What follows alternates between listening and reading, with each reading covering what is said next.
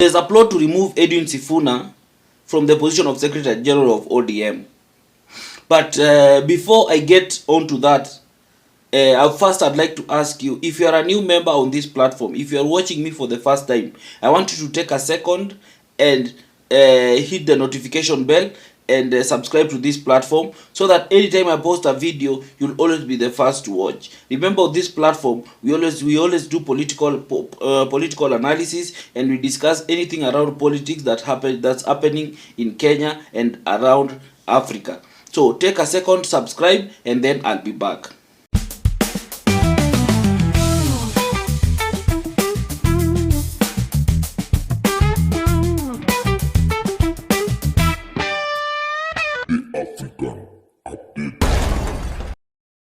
So, as I said, there's a plot to remove Edwin Sifuna from the position of the Secretary General of ODM.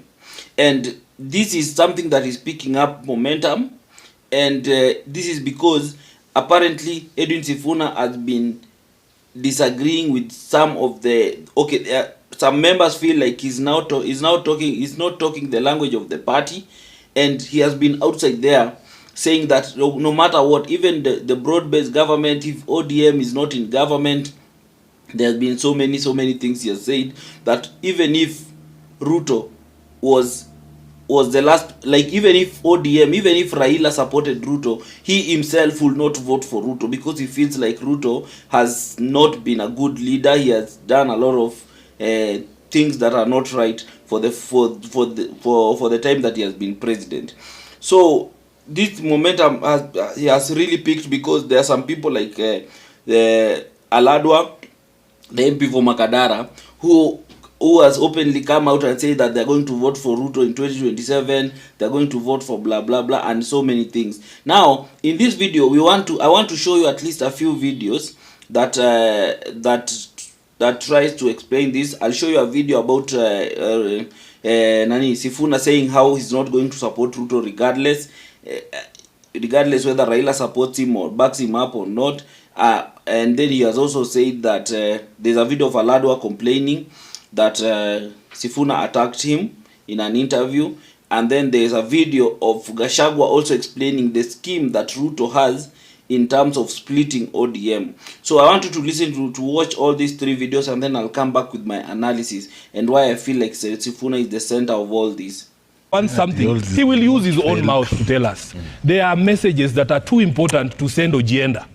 I am telling you, if Raila wants to support Ruto in 2027, he will not send agenda. For heaven's sake, that is a message too important to be left to agenda, or in fact any other person. He will tell us himself. And I am telling you, I will respect his decision. If he says he's going to support Ruto, I will respect that decision. But I am telling you, and I have said it, I will tell him, I've told him, that because as SG of ODM, I have a global view of the country. I get calls from Tana River. This guy does not know. If you ask him to tell me the chairperson of ODM in Tana River, Oscar Kaseme speaks to me and he tells me in Tana River, people are saying, even if you support Ruto, you will fail. I get calls from Kericho, from Turkana. You know, that is the reason why I am convicted, because these are not things I just come up within my head. I have a global view of the country. I have networks across the country. Okay. People tell me, I call my chairperson in Nyandarua and I ask him, were those two people who are singing in Karatina, do they reflect the view of the people in Nyandarua? And he says no. Okay. So Tom Ojienda oscillates between Muhoroni and Kondele. I have a global view of the country. He doesn't speak to the people in Kwale. Okay. So when I say these things, I know my sources, Trevor. All right. We want to make it very clear. Trevor, he said, no, there's something he said.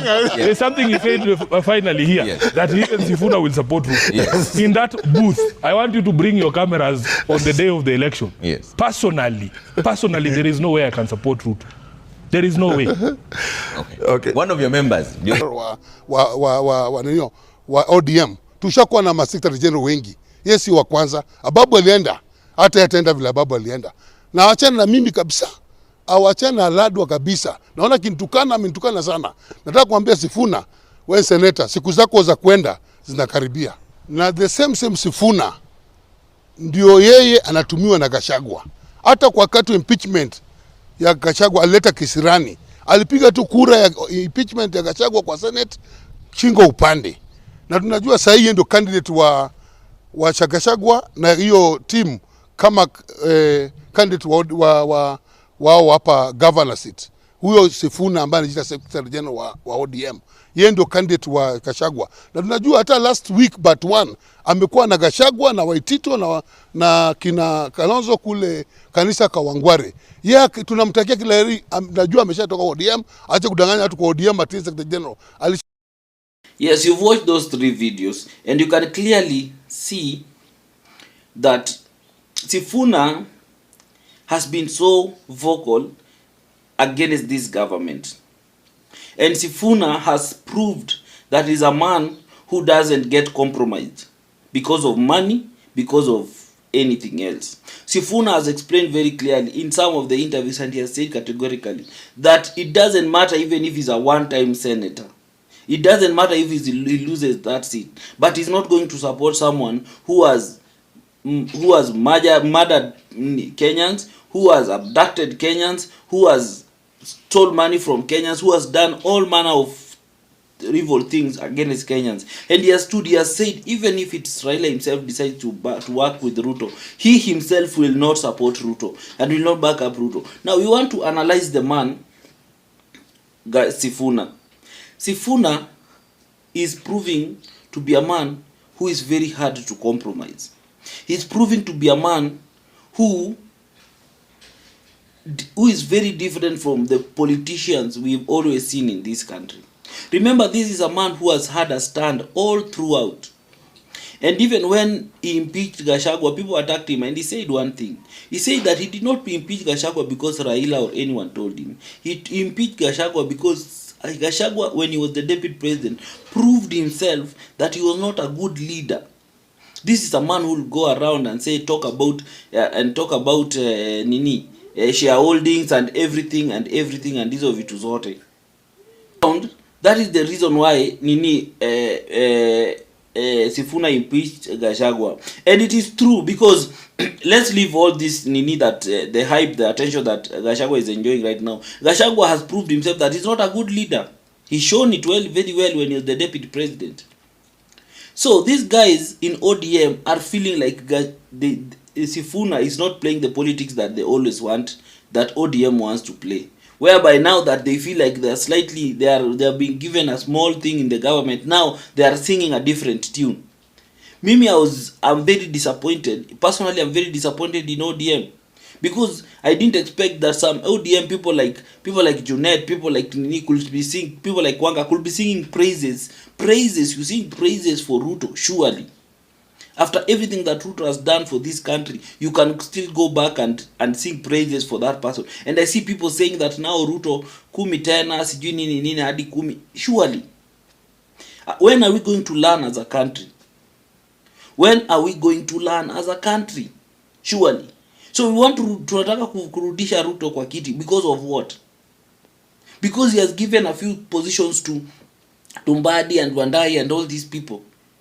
Because now we are close to power, we can go and strike deals, we as leaders. What about the citizens? What about the ODM supporters who cannot reach that level?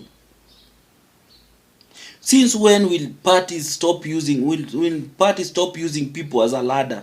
You want to use citizens as a ladder to get to where you are. And once you get where you are, you dump them. Because ODM this time has proved itself that it's just a party like any other. It doesn't stand on anything. It doesn't stand on any principles. It doesn't stand on any ground, and any moral ground. They stand on any, as long as they are eating, they are okay. As long as they are not eating, then they are not okay. They will keep on complaining. That is what ODM has proved to be. And I'm happy that in good time, God always reveals some of these things. Because I can't believe people like Junet were talking the way they are talking right now. Surely after ODM has done all this, after Ruto has messed up all these things, you can still come and sing praises to him. And that's why people respect people like Sifuna. I know right now they are fighting so hard to remove him from that party, which they might succeed. But at the end of the day, I always say that ODM ni Raila. Once Raila will give direction whichever way. If he says no, Sifuna endi mahali aendi. Ikisema Sifuna anakaa, Sifuna aende ataenda. So Baba will call the shots. Baba is always the alpha and omega of that party. But that is neither here or there. All we are asking, and I'm speaking to people like Sifuna, the ground, the people in the ground, the people who want change, real change in this country, are looking up to people like you. People like us, there are some Kenyans who really feel that anyway, we need to have people, leaders who stand, who now like can stand for us. I know it's going to be hard if they decide to remove Sifuna. I know his political future might be shaky, but all we are saying is, Sifuna, stand on your principles. Stand on your principles. Even if you lose, you can lose being a politician and everything, but God will open another door for you. People, this country is looking for men of integrity. This country is yearning for men of integrity. Men who can stand on their ground and cannot be compromised. You know, these are the same fights. The same Secretary General is being fought. It's the same way Ruto was fought when he was the SG of ODM. He was fought and then he left. The same way Ababu Namwamba was fought. Namwamba was fought in ODM until, you remember, Men in Black. That is what Ababu, even though Babu Ali lose his influence and everything, he even lost his seat. Yabudalangi. That is how he went down. So Sifuna, take these things don't take these things lightly. But all we are saying, at the end of the day, you are a man who have proved integrity. Sifuna was the only person, and Babu Namwamba, who and Babu Wino, who we could see during the Gen Z protest, they were stopping police from shooting the people. Tell me, Alado alikuwa wapi? Tell us, where was he? Sifuna was literally stopping the police from shooting the people directly. He was there. Well, other members of parliament were running away. Sifuna was there. Well, and Babu Wino and all the likes. Where were all these people that are now fighting that Sifuna atolewe as the SD? You know, we see these things, and sometimes you feel like we are stupid. We are not stupid. When it comes to the day of recording, we will remind you. When it comes to that day on the ballot, we will remind you. This time, and Kenyans need to be very careful, especially the politicians. This time, we are not going to sing parties. And if ODM thinks that it's still a strong party, trust you me, there's going to be a shocker. Maybe it will be a strong party in Nyanza, but there's going to be a big shocker in this coming election. Because the youths wamefunguka macho na washaona ujinga inafanyika. And trust you me, people are going to be really disappointed, especially these politicians that always ride on our own party. They are going to be really disappointed. So Edwin Sifuna, this is a wake-up call for you. These people are after you. And if, as long as Baba blesses it, it will go through. As long as Baba amesema mimi sina shida wacha aende, it will go through. But as long as Baba hajasema, it won't go through. So let's wait and see how it goes.